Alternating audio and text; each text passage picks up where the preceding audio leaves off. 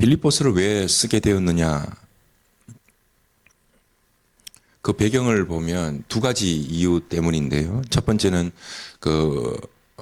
외부적인 문제 때문이었고, 두 번째는 내부적인 어떤 어려움 때문이었어요.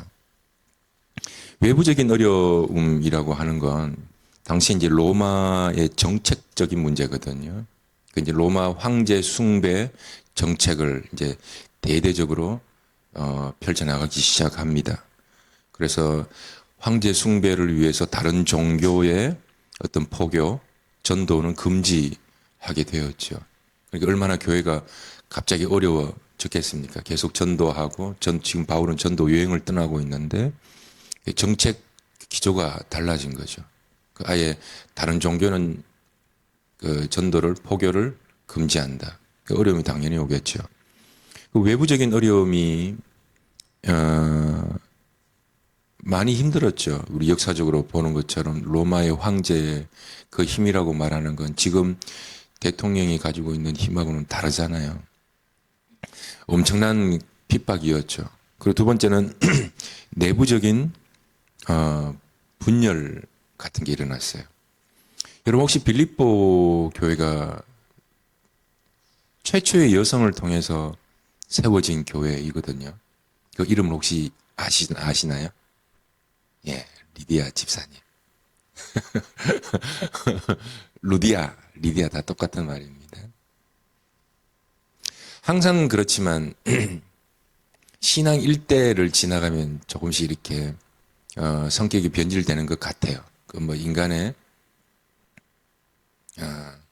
그 한계라고 할까요? 빌립보 교회가 그 사실 유럽 교회의 그 전초 기지였죠. 근데 이 빌립보 교회의 루디아 여성을 세워진 이 교회로부터 그 다음 리더라고 말할까요? 그 유오디아와 순두부 아니고 순두계라는 여성 리더십이 나와요. 근데 사도행전이나 이걸 통해서 보면 이 유오디아와 순두계의 갈등이 상상 이상이었던 것 같아요. 어떤 갈등이었을까? 제가 쭉 찾아보니까 꼭 요즘 우리가 접하는 현대교회 같다는 생각이 들어요. 그 내용을 간략하게 말씀을 드리면 빌립보 교회의 설교자가 설교를 마쳐요.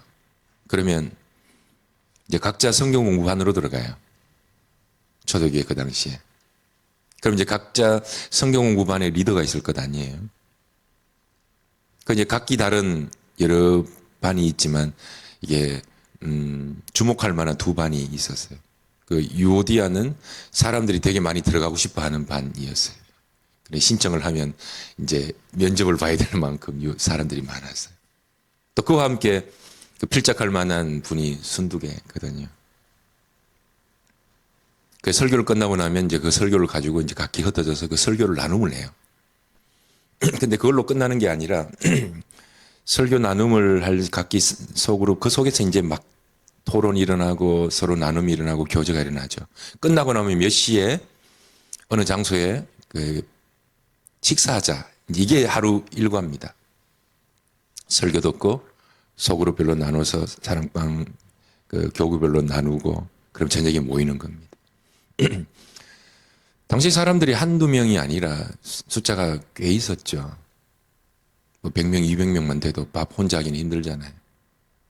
성경부를 빨리 끝내고 들어와서 밥을 해야 되는데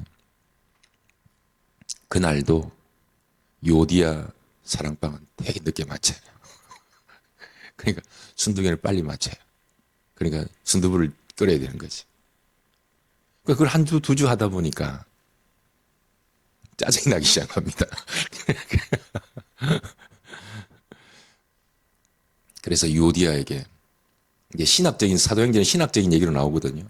그게 죄인이 할 짓이냐 뭐 이런 뭐 하나님께서 죄인을 누구를 부르셨나 이런 토론인데 사실은 그 신학적인 문제 이거는 전부 다 보면 감정적인 문제에서 나오는 경우가 대부분 많아요. 성경 공부가 약속 시간을 어기면서까지 공부를 해야 될 만큼 성경 공부가 재밌었나 보죠. 이런 식으로 비난합니다. 순두개가. 그리고는 그게 신학적인 문제로 발전하고 어디서 뻥 터지는가 하면 야, 지금 우리 선생님, 우리의 리더, 멘토, 사도 바울이 지금 감옥에 갇혀 있는데, 누구는 일하고 누구는 일하지 않고, 이건 사도 바울이 고난에 동참하는 길이 아니잖아요. 왜 당신들은 그렇게 앉아서 그렇게 수고하지 않고, 공부만 그렇게 하고 있죠? 라는 이야기가 불붙기 시작합니다. 얼마나 심각했으면 성경에 기록되어 있겠어요. 유오디아와 순두개. 저는 이 본문을 들어보면서 굉장히 위안이 됩니다. 초대교회도 이런 흔히 우리 교회 안에서 일어날 수 있는 이런 일들이 일어나는 문제가 우리들만의 문제는 아니구나. 그리고 이런 문제를 보면서 빌립보 교회에 생긴 문제라고 보지 말고 인간의 관계로 보면 어떨까라는 생각을 합니다. 우리의 주제가 기쁨이잖아요. 우리의 기쁨을 앗아가는, 그리고 우리의 마음을 흐트러 놓는 거예요. 그래서 빌립보서를 기록하는 거거든요. 기쁨이 충만하게 하라. 우리의 마음을 빼앗아가는 것이 별다른 것이 아니다. 환경 문제만큼 인간의 관계 문제가 우리의 기쁨을 빼앗아가는 비중이 크더라.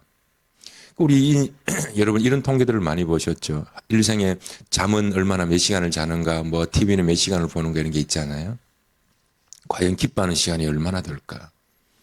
몸이 건강해지려면 운동을 하라라고 권면을 드렸죠. 마음이 건강하고 삶이 건강해지려면 기뻐하는 겁니다. 이건 제가 2번 다시 시간을 미루지 아니하리라 작정하고 제 인생에 선언한 이야기예요. 나는 기뻐하며 살 것이다. 공연한 문제로 스트레스 받고 싸우고 살지 않는다. 우리의 인생은 짧고 우리의 시간은 손살처럼 빨리 지나간다. 세월은 빠르다. 우리는 지금 지식을 채우고 있고 배우고 있고 훈련해 나가고 있습니다. 이런 설교 시간이 단순히 정보만 채우는 것이 아니라 정보를 채우고 생각해 보면서 우리의 기쁨을 빼앗아가는, 우리의 마음을 빼앗아가는 것들이 무엇인가를 돌아보고 있는 거죠. 바울은 이에 대해서 이렇게 권면하고 있어요. 그러므로 그리스도 안에 무슨 권면이나 무슨 사랑의 무슨 위로나 성령의 무슨 교제나 긍휼이나 자비가 있거든 마음을 같이 하여 같은 사랑을 가지고 뜻을 합하여 한 마음을 품어. 첫 번째 마음을 같이 하라. 한 마음을 품어라 라고 권면하고 있습니다. 두 번째는 아무 일에든지 다툼이나 허용을 하지 말고 오직 겸손한 마음으로 각각 자기보다 남을 낮게 여기고. 두 번째. 세 번째는 나의 기쁨을 충만하게 하라. 그 기쁨에 도전하지 못하게 하라. 네 마음을 공격해 들어오지 못하게 하라. 그러니까 너의 기쁨을 망가뜨리게 하는 그 어떤 것도 용납하지 마라라는 겁니다. 이걸 단순하게 생각해 보면 작은 일, 정말 이렇게 하찮은 일처럼 그냥 교회 안의 리더십 속에서 그냥 일어날 수 있는 일상의 대화 같지만 바울은 이걸 그냥 가벼운 일로 여기지 않습니다. 이것이 인간을 얼마나 인간 관계가 말입니다. 힘들게 하는지를 정확하게 알고 있어요. 세 가지 하나씩 짧게 찾아볼게요. 마음을 같이 하라. 유오디아와 순두개에게 이렇게 얘기했다고 칩시다. 두 사람 마음을 같이 해. 손 내밀어 악수해. 이게 될까요? 여러분 이건 단순히 서로 친하게 지내 이런 얘기가 아니에요. 기독교인 성도들, 특별히 리더십 속에서 이런 경우가 많아요. 어떤 허락하지도 않는 과도한 책임감을 갖고 있는가 하면 누구든지 사랑하리라. 누구든지 받아들이리라. 누구와도 잘 지내리라. 라는 착각을 하고 살아요. 제가 그것 때문에 굉장히 오랫동안 힘들었거든요. 누구에게나 성도는 교육자는 어디가 하겠습니까?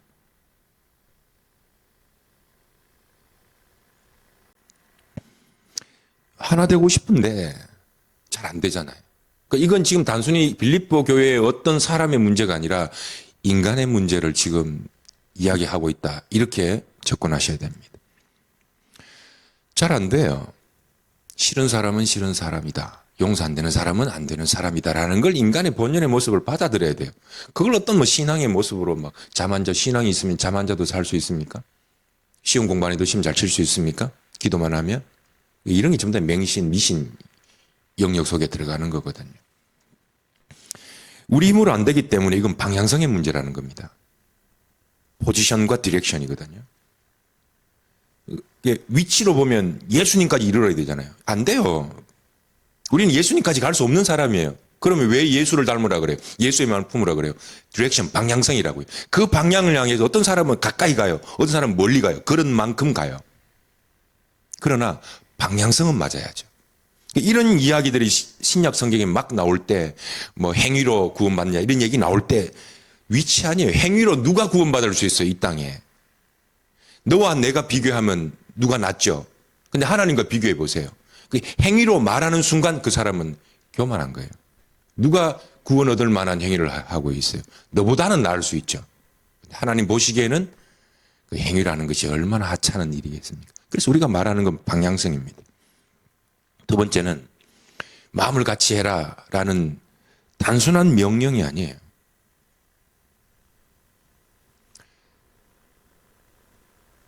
다시 하나 돼, 한 마음 한 뜻 가져, 손 내밀어 악수해, 단순한 명령이 아니라 이걸 구원의 증거라고 말합니다. 하나 되려고 하는 그 마음의 방향이 성경은 뭐라고 얘기하는가 하면 구원의 증거라고 말합니다. 확인시켜 드릴까요? 1장 27절 다 같이 시작. 어제 읽었던 본문입니다. 시작. 오직 너희는 그리스도의 복음에 합당하게 생활하라. 이는 내가 너희에게 가보나 떠나 있으나 너희가 한 마음으로 서서 한 뜻으로 복음의 신앙을 위하여 협력하는 것과 무슨 일에든지 대적하는 자들 때문에 두려워하지 아니하는 이 일을 듣고자 함이라. 이것이 그들에게는 멸망의 증거요, 너희에게는 뭐요? 구원의 증거다. 교회를 흩으려고 하고 아무리 권면해도 하나 되지 않으려고 하는 그 마음은 멸망의 증거래요. 근데 잘 안 되지만 계속해서 하나 되려고 하고 하나님 앞에 나아가려고 하고 화합하려고 하고 손 내밀려고 하는 그것이 구원의 증거래요. 너 어떻게 구원받았냐? 구원받은 증거가 무엇이냐라고 말할 때 이거래요. 엄청난 거잖아요. 구원의 증거로서 내가 하나 되고자 하는 마음이 나타나더라라는 겁니다. 무슨 일이든지 두려워하는 것, 하나 되지 못하게 하는 것은 멸망의 증거래요. 마음을 같이하여 같은 사랑을 가지고 뜻을 합하래요. 그 뜻에 한 마음이 되래요. 첫 번째는 우리 인간은 잘 안 된다. 방향성의 문제다. 두 번째는 하나 되려고 하는 그 마음이 있는 사람. 그러니까 우리 교회의 앞선 분들을 보면 측은한 마음도 들죠. 아유, 밖에서는 친구도 안 할 건데 교회에서는 받아주려고 애쓰는구나. 그게 구원의 증거라고요. 다른 게 열매가 아니고 그게 열매라고요. 성경은 이야기하잖아요. 세 번째는 이런 겁니다. 교회 안에서 친하다는 거, 세상이 친하다는 거 다른 거구나. 한 뜻 안에서 친해야 되는 거구나. 한 비전 안에서 친해야 되는 거구나. 이런 겁니다. 나는 계속해서 구원의 열매로서 그 사람과 교제하려고 하는데 그 사람이 틀을 벗어나는 거 있잖아요. 그러니까 우리의 교제는 틀 아닙니다. 한 뜻 아닙니다. 그 뜻 벗어나면 과도한 책임감을 가질 필요가 없다. 가져서는 안 된다. 한 뜻 아닙니다. 내가 만드는 뜻이 아니라 이미 존재하고 있는 한 뜻입니다. 그 뜻이 뭡니까? 그리스도입니다. 연합. 교회 안에서 당파를 나누는, 이상하게 계속 나누는 사람이 있습니다. 몇 번을 경고하다가 안 되면 우리 교회에서도 치리합니다. 더 이상 가면 안 돼요. 위험해요. 치리합니다. 여러분, 우리가 내가 너와 친하다, 내가 너와 친하지 않다. 여러분, 지금 교회나 가정이나 직장이나 우리 세상에, 우리네 인생의 모든 관계 전체를 이야기하는 거예요. 회사는 회사의 틀 안에서 교제하는 겁니다. 교회는 교회라는 틀 안에서. 가정도 똑같습니다. 아무리 부모 자식이 친해도 자녀가 부모의 권위에 선을 넘어 들어올 때는 제재해줘야 돼요. 우리 친구지 하고는 그렇게 넘어가면 안 돼요. 그 자녀를 죽이는 거라고. 친구처럼 지내지만 그 선을 넘지 않도록 만들어주는 겁니다. 그래서 잘 들어보십시오. 인간의 친하고 인간의 공동체 하나 되고 교회가 하나 되는 건 개인의 문제가 아니다. 공동의 충성심의 문제다. 여러분, 교회에서 내가 너와 아무리 친해도 한뜻 공동의 충성심이 없으면 그 나와 너의 친함 때문에 오히려 유오디아와 순두개를 양산합니다. 너무 많이 봐요. 1, 2, A, B 그룹이 공동의 충성심이 사라지고 우리만의 아젠다, 우리만의 리더를 갖고 모이잖아요. 병들어요.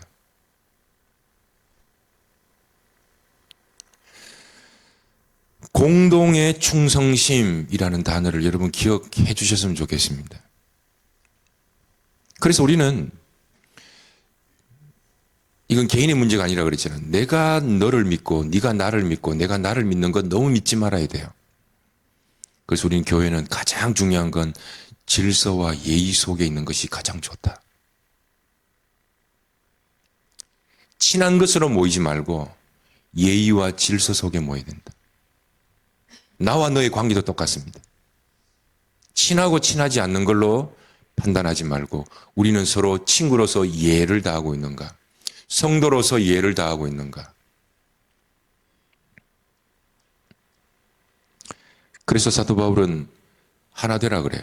한 마음으로 품으라 그래요. 그 한 마음은 나와 너의 두 개가 합의된 한 마음이 아니라 우리 안에 존재하는 한 마음이에요. 그리스도의 마음, 예수의 마음, 거기에 공동의 충성심이 있느냐예요.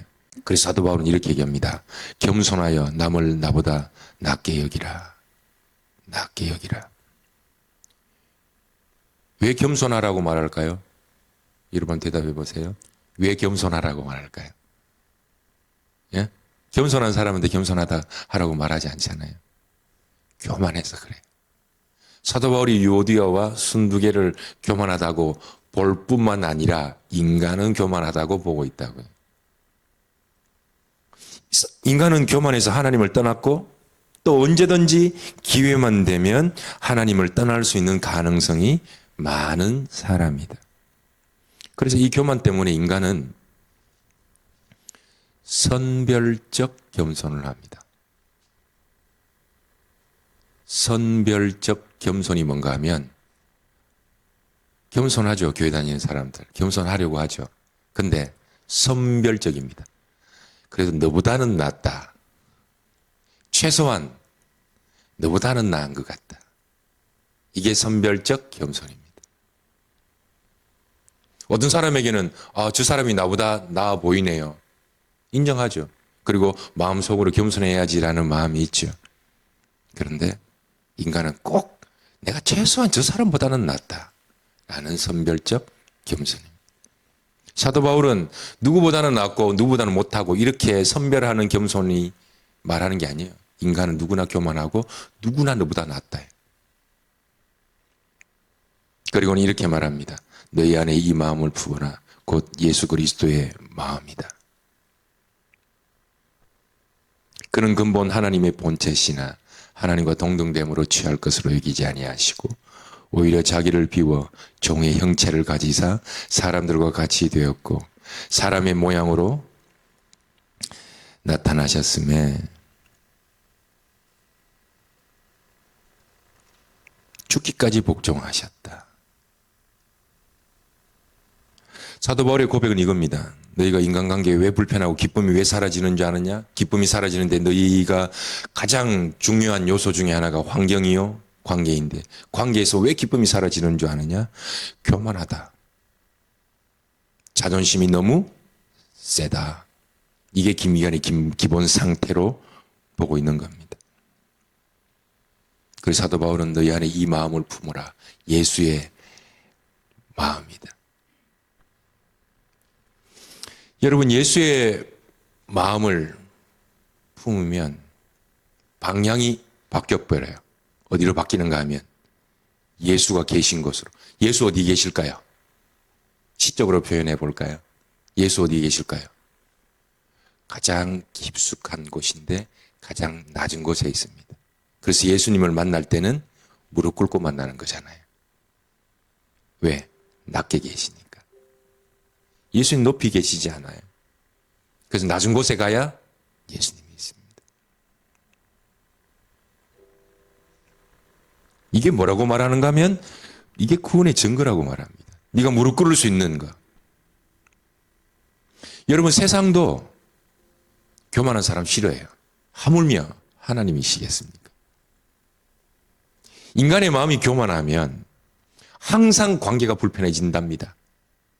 그러니까 2장 14절 모든 일을 원망과 시비가 없이 하라. 네 마음 속에서 원망이 있는지를 보고 나와 너의 속에서 시비가 있는지를 보면 네 마음 속에 경계, 담벼락이 얼마나 높은지를 알 수 있다. 원망과 시비입니다. 시비는 내 마음 속에서 일어나는 마음. 사람이 교만해지는 전조현상이 있습니다. 사람이 교만해져 버리잖아요. 그럼 기쁨부터 사라져 버립니다. 그거부터 날아가 버립니다. 그 전조현상이 뭔가 하면 마음의 시비입니다. 원망입니다. 그리고 관계의 시비입니다. 원망, 부정적인 감정이 확 올라옵니다. 아내를, 남편을, 자녀를, 교회를, 직장을, 내 인생을, 심지어는 하나님을. 그리고는 관계가 점점 멀어지는 첫 번째, 원망. 저 사람 왜 저렇게 불편해? 불편한 건 그 사람이 아니라 내 마음이에요. 여러분 속에 지금 불편한 마음들, 원망하는 마음들은 교만의 전조현상이다.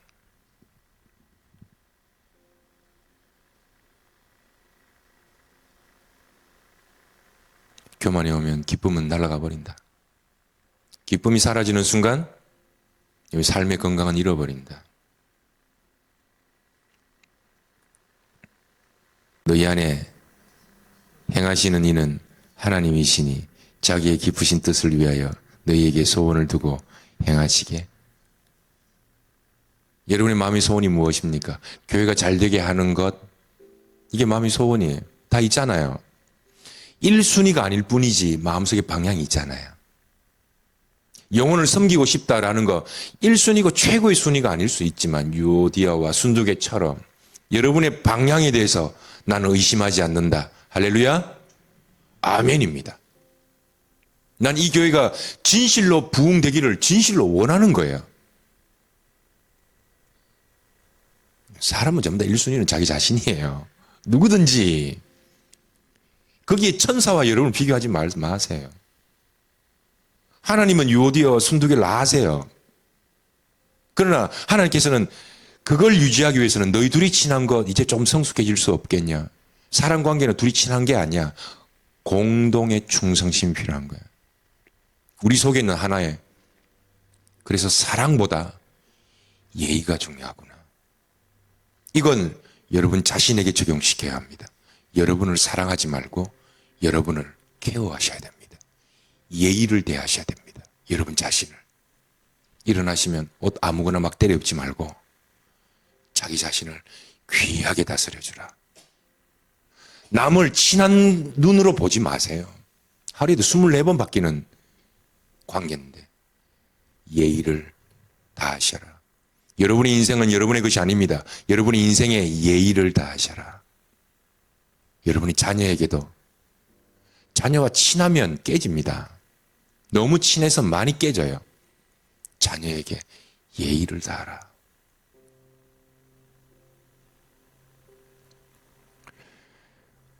마음의 소원을 담아. 우린 이 말씀을 갖고 적용을 많이 하잖아요. 우리에게 기도를 담아주시는 이유는 기도 응답하시려고. 우리에게 마음의 소원을 담아두시는 이유는 그 소원을 이루려고. 그러니까 여러분 속에 있는 그 마음의 소원들을 쭉 적어보시라는 거야. 2025년도 이루어 나가십니다. 그리고 여러분 마음속에 기쁨을 빼앗아가는 환경은 문제는 또 다음 시간에 얘기합시다. 사랑관계, 친해지기를 초월하겠다. 안 친해도 괜찮다. 예의를 다하면 된다. 내가 나를 예의를 다하면 된다. 무엇을 위해서? 공동의 충성심을 위해서. 나는 교만하다. 나는 기회만 되면 너보다는 낫다. 라는 마음이 늘 올라오는 죄인이다. 그래서 내 속에 예수로 인해서 나는 늘 예수를 무릎 꿇고 만나고 가장 깊은 곳에서 만나고 낮은 곳에서 만나는 것처럼 예수의 마음으로 겸손하게 살 것이다. 회사에서도 겸손한다. 집에서도 겸손한다. 사람들에게 겸손한다. 잠시 묵상합시다.